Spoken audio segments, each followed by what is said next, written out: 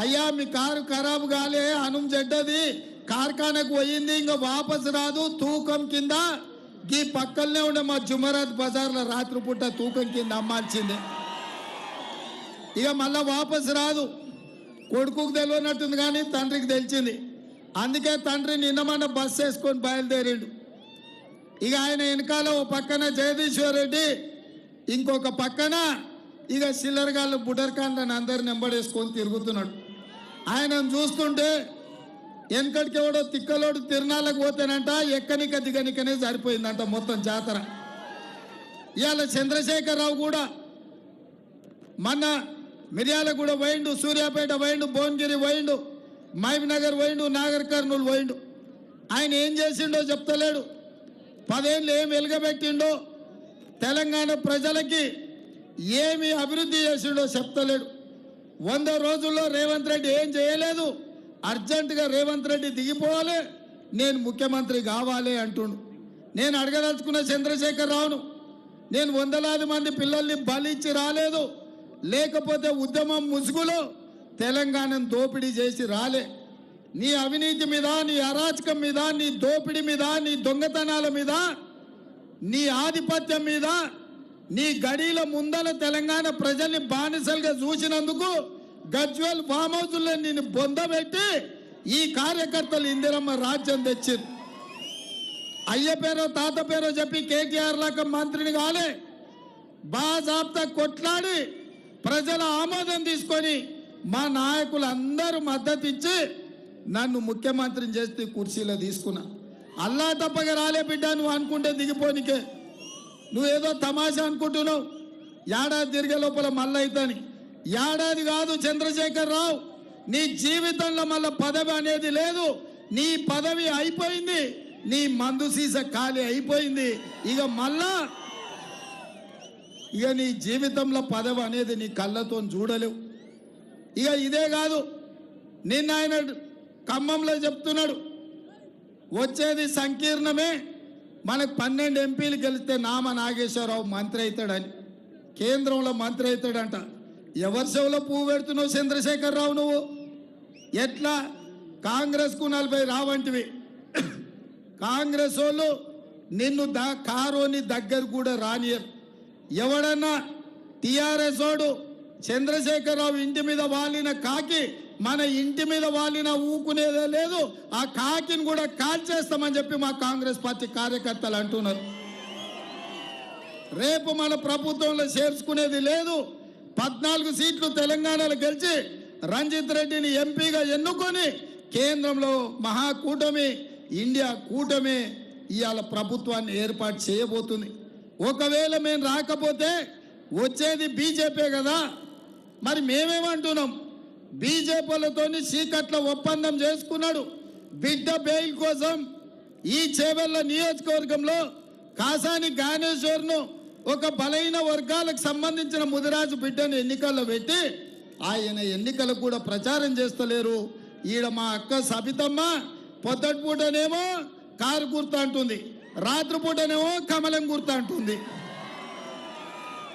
ఇది నిజం కాదా నిజమా కాదా కానీ మొన్న అసెంబ్లీ ఎన్నికల్లో మా లక్ష్మణ్ని ఈ నుంచి గెలిపించనుంటే ఈ నియోజకవర్గం అంతా అభివృద్ధి చేసే అవకాశం ఉండే ఎట్లనో అక్క తప్పించుకున్నది కానీ ఇవాళ సొంత పార్టీ మొత్తం తీసుకెళ్లి బీజేపీకి తాకట్టు పెట్టిరు ఇవాళ విశ్వేశ్వర రెడ్డి ఆయన కొండ అనుకుంటుండు మా కార్యకర్తల సంగతి తెలియదు మేము అండగా ఉంటే కొండైనా బండైనా మా కార్యకర్తలు బద్దలు కొడతారు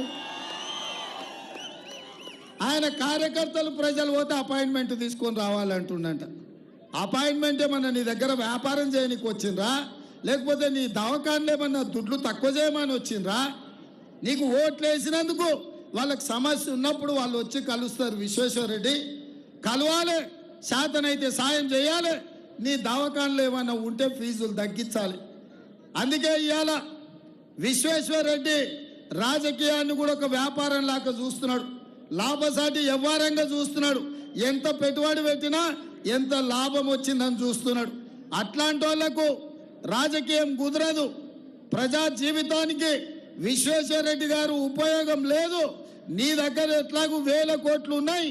మీ మోడీని అడిగి ఉత్తరప్రదేశ్లోనో బీహార్లోనో రాజస్థాన్లోనో రాజ్యసభ తెచ్చుకో విశ్వేశ్వర రెడ్డి.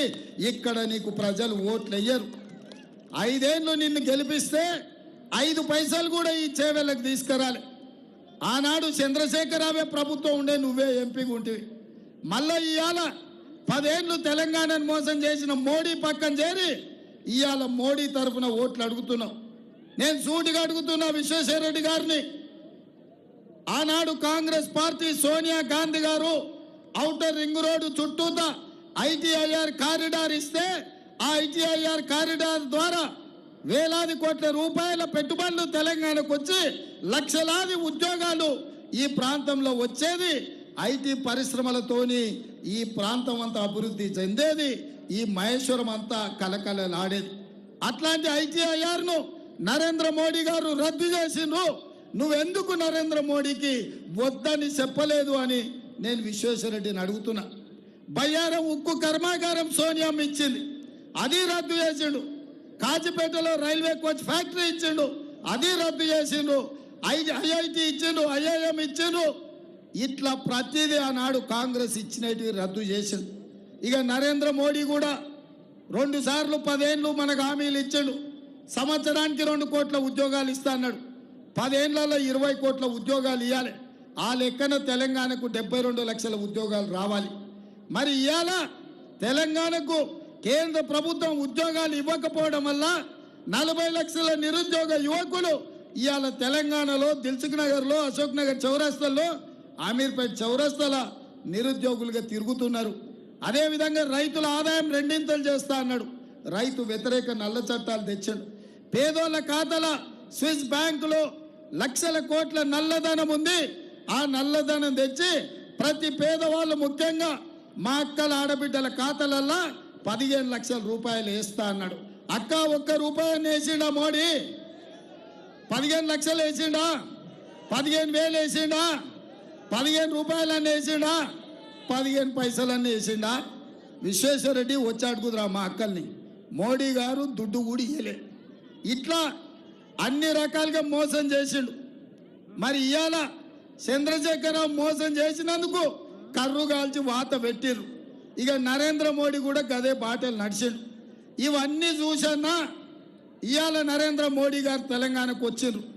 మీడియా మిత్రులారా, మీరు ప్రజలకు చూపించాలి. ఇప్పుడు నేను మాట్లాడుతున్నది, ఈ దేశ ప్రధానమంత్రి 10 సంవత్సరాలు ఈ దేశాన్ని వెళ్ళిన ప్రధానమంత్రి తెలంగాణ రాష్ట్రానికి వచ్చి 10 ఏళ్లలో ఇచ్చిన మాట, బయ్యారం ఉక్కు కర్మాగారం గురించి మాట్లాడలే, కాజిపేట రైల్వే కోచ్ ఫ్యాక్టరీ గురించి మాట్లాడలే, ప్రాణహిత చేవెళ్ళ ఎత్తిపోతల పథకాన్ని జాతీయ ప్రాజెక్టు చేస్తానులే, పాలమూరు రంగారెడ్డి ఎత్తిపోతల ప్రాజెక్టును జాతీయ ప్రాజెక్టు చేస్తా అని చెప్పలే, మన ITIR కారిడార్ గురించి చెప్పలే, IIM IIT గురించి చెప్పలేదు. ఆయన చిల్లర మల్లర రాజకీయాల గురించి మాత్రమే మాట్లాడాడు. గతం మోసం కాదు, భవిష్యత్తులో ఏం చేస్తాడో కూడా ఒక్క మాట చెప్పలే. ఈసారి తెలంగాణ నుంచి ఓట్లు, సీట్లు అడుగుతున్నావు కదా, తెలంగాణ రాష్ట్ర ఏర్పాటు